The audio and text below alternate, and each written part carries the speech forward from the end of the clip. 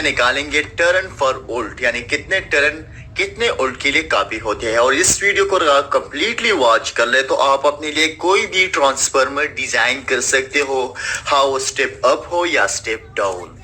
दोस्तों, ट्रांसफार्मर की इस टर्न फॉर वोल्ट निकालने का एक बहुत ही लंबा फार्मूला है, क्योंकि उसको प्रूव करना है। उसमें फ्रीक्वेंसी है, ब्लैक डेंसिटी है, उसी के साथ हमारे साथ कुछ और चीजें हैं जिसमें है चक्करों की तादाद, कोर का रकबा और लब लब लब। लेकिन अगर हम उसको करेंगे तो बाद में करेंगे। आपको सिंपली एक आसान सा फार्मूला जो उससे प्रूव होके आया है 50 हर्ट्ज के लिए, यानी अगर आपकी फ्रीक्वेंसी 50 हर्ट्ज है तो ये फार्मूला आपके लिए काम करने वाला है। सबसे पहले आपने करना क्या है, एरिया ऑफ कोर निकालना है, वो भी इंचेस में। यानी अगर हमारे पास ये बॉबिन है तो ये बॉबिन में हमारे साथ इसकी मोटाई होगी और इसकी लंबाई होगी। अब ये बॉबिन मेरे साथ 2.5 इंच लंबा है और ये मेरे साथ 2 इंच मोटा है। ठीक है, मैं आपको यहाँ पर दिखा भी देता हूँ। मैं थोड़ी सी, ये आप देख सकते हैं, ये 2.5 इंच का लंबा है और इसकी अगर मोटाई दी कीजिए तो ये 2 इंचेस है। ठीक है, इसके साथ इसका जो आयरन कोर है उसका मोटाई भी 2 इंच ही होनी चाहिए। अब अगर हमारे साथ ये 2.5 इंच का लंबा है, यानी इसकी लेंथ 2.5 इंच ही, उसकी मोटाई 2 इंच है, तो हम करेंगे 2.5 inch multiply 2 is equal to, ये से हमारे आएगा 5।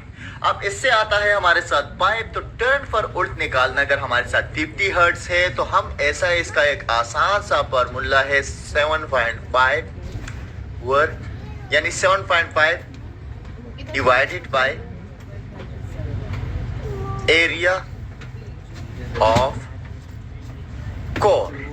ठीक है, अब ये एरिया ऑफ कोर हमारे साथ 5 है और हमें 7.5 को डिवाइड करना है कोर के एरिया के साथ। मिसाल के तौर पर अगर हमारे साथ 7.5 है और हम इसे डिवाइड करते हैं एरिया ऑफ कोर से तो हमारे साथ आने वाला है 1.5।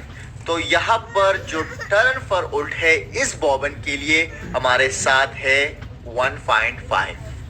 ठीक है, अब हमें करना क्या है, अगर हम एक ऐसा ट्रांसफार्मर बनाना चाहते हैं जो स्टेप डाउन हो। मिसाल के तौर पर अगर ट्रांसफार्मर है उसको हम सप्लाई प्रोवाइड करेंगे प्राइमरी में 220 वोल्ट और सेकेंडरी में लेना चाहते हैं 110 वोल्ट, तो उसको हम कैसे डिजाइन करेंगे। मिसाल के तौर पर यहाँ पर एक ट्रांसफार्मर है और मेरे पास जो प्रेशर है वो 220 है, ये मेरे प्राइमरी है और ये मेरी सेकेंडरी है। अब यही बॉबिन है ठीक है, तो इसका फॉर वोल्ट है 1.5। अगर 1.5 है तो 220 के लिए मुझे क्या करना होगा, इसकी टर्न फॉर वोल्ट 1.5 है तो मैं करूंगा क्या, 1.5 को मैं मल्टीप्लाई कर दूंगा 220 के साथ। अब इससे आने वाला है मेरे जो टर्न्स है वो 330, यानी 330 के चक्कर अगर मैं इस पे लगाऊंगा, इसके टर्न्स करूंगा तब भी ये 220 का प्राइमरी बनेगा। तो ये मेरे पास 0 और ये हो गया 330 टर्न। ठीक है, तो अब ये 330 टर्न हो गए। अब इसी तरह मुझे अगर सेकेंडरी में 110 वोल्ट चाहिए, ठीक है, तो मुझे करना क्या होगा, वही 1.5 मुझे मल्टीप्लाई करना होगा 110 के साथ। ये मेरे साथ हो गए 165 टर्न। ठीक है, तो ये एक ऐसा ट्रांसफार्मर हो गया जिसको हमने प्राइमरी में 220 दिया है और 110 सेकेंडरी में लिया हुआ है। ठीक है, देखिए हमारे साथ एक स्टेप डाउन ट्रांसफार्मर कहलाता है। ठीक है, और हमने डिजाइन किया है इस बॉबिन के जरिए। अब इसमें जो आयरन कोर बनेगा इससे बनेगा, और ये कैसे बनेगा आगे जाके हम इसके बारे में कंप्लीट गाइड करने वाले हैं। तो इसके लिए आपको हमारे यूट्यूब चैनल को सब्सक्राइब करना पड़ेगा ताकि आपको उसकी अपडेट्स मिलती रहे। ठीक है, अब बात करते हैं अगर इस ट्रांसफार्मर को हम यहाँ से सप्लाई प्रोवाइड करें, ठीक है, तो हम इसे, अगर हम इसको प्राइमरी मानते हैं और इसको सेकेंडरी मानते हैं, ठीक है, यानी 110 वोल्ट है, हम 110। I am not Harry Potter, but let me show you a magic trick. 20 पर, तो फिर यहाँ पर हमने 165 वोल्ट को 110 वोल्ट 165 टर्न्स को 110 वोल्ट प्रोवाइड करना है और यहाँ से लेना है, तो अब हमें मिलेगा 220 वोल्ट। ठीक है।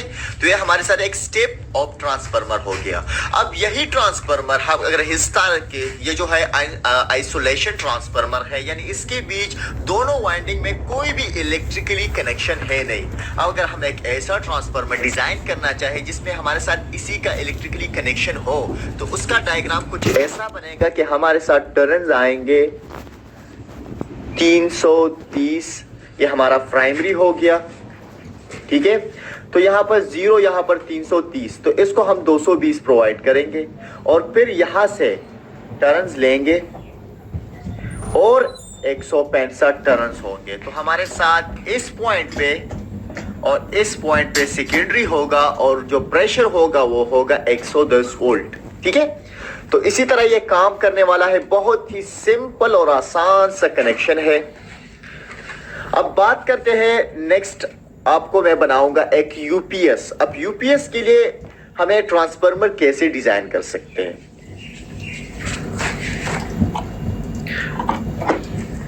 यूपीएस के ट्रांसफार्मर, अगर यूपीएस के लिए आपको ट्रांसफार्मर डिजाइन करना हो तो उसके लिए अगर आप इस बावन का इस्तेमाल करने वाले हैं, यानी ऐसे एक ट्रांसफार्मर का इस्तेमाल करने वाले बनाने वाले हैं, तो सबसे पहले आपको यूपीएस का सर्किट देखना पड़ेगा कि यूपीएस के सर्किट में क्या रिक्वायरमेंट्स है, क्या रिक्वायरमेंट्स है। अब मिसाल के तौर पर अगर यूपीएस के सर्किट में आपसे एक चार्जिंग का लूप ले रहा है, चार्जिंग का लूप आपसे 140 वोल्ट मांग रहा है या 160 मांग रहा है या 120 मांग रहा है, उसके साथ आपसे दूसरा पॉइंट मांग रहा है इन्वर्टर का जो 260 होता है, 250 भी हो सकता है, लेकिन ज्यादातर 260 ही रहता है।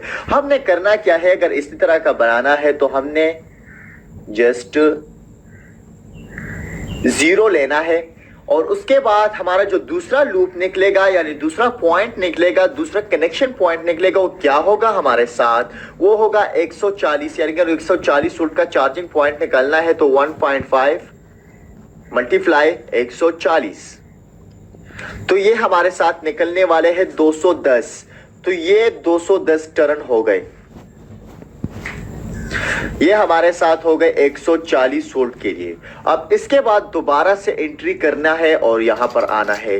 तो यहां पर अगर हमें 220 वोल्ट का लूप चाहिए या पॉइंट चाहिए तो हम बना सकते हैं, अगर नहीं चाहिए तो 260 का चाहिए तो जस्ट हमें इसको रिफ्रेश यहां से हटा देता हूं और ये 1.5 ज़रबे 260, तो ये 390 हो गए, ठीक है। 390 टर्न 390, ठीक है। तो अब ये टर्न इस तरह नहीं हो गया कि आपने 0 स्टार्ट किया 210 तक आ गए तो ये 210 तक हो गए, फिर यहां से 0 लेना है, 0 नहीं लेना है। उसके बाद आपने 211, 212, 213, 214 लेकर 390 तक आना है और यहां पर आपके पास निकलेगा 260 वोल्ट, ठीक है। अब नेक्स्ट 12 वोल्ट के बारे में बात करते हैं। हम 12 वोल्ट में 2 लूप्स निकालते हैं, 12 + 12, ठीक है। अब 12 + 12 निकालने के लिए आपने करना क्या होगा, जस्ट आपने 1.5, ठीक है, और इसको मल्टीप्लाई करना है, तो आपके पास 0, 18 और इसके बाद आपने यहां से दोबारा से अगर आप 0 लेंगे तो ले ले, अगर नहीं लेना है तो +18 कर दे और इसके साथ 36 में निकालना है, ठीक है। यानी 0 से लेकर 18 तक और 18 के बाद 36 पे, तो ये आपके पास बन गया एक यूपीएस, ठीक है। तो ये जस्ट एक सिंपल और आसान सी कनेक्शन है, बहुत ही आसान है। अगर आपको एक स्टेबलाइजर या वोल्टेज रेगुलेटर बनाना है तब भी आप बना सकते हो। ज्यादातर हम वोल्टेज रेगुलेटर को या तो हम स्टेप अप में बनाते हैं या स्टेप डाउन में बनाते हैं, तो आप स्टेप अप में भी डिजाइन कर सकते हो, स्टेप डाउन में भी डिजाइन कर सकते हो। अगर स्टेबलाइजर की बात की जाए तो स्टेबलाइजर की वाइंडिंग भी इसी तरह से की जाती है। फिर मैं आपको उसमें कुछ ध्यान रखना होगा कि आप की जो इनकमिंग सप्लाई है वो कितनी है, ठीक है। इनकमिंग सप्लाई को आपको देखकर ही करना पड़ता है ये सारी चीजें, यानी अगर आपकी इनकमिंग सप्लाई आ रही है 120 वोल्ट, 140 वोल्ट, तो उसी हिसाब से आप एक ऑटोमेटिक स्टेबलाइजर बना सकते हो। अगर आप रेगुलेटर बनाना चाहते हो मैनुअल बना सकते हो, ठीक है। उसके बाद अगर बात की जाए इसी तरह जो हमने 110 वोल्ट की बात की है, तो आप एक 110 वोल्ट का स्टेबलाइजर भी बना सकते हो, यानी 110 वोल्ट के लिए आप एक स्टेप डाउन सप्लाई भी बना सकते हो।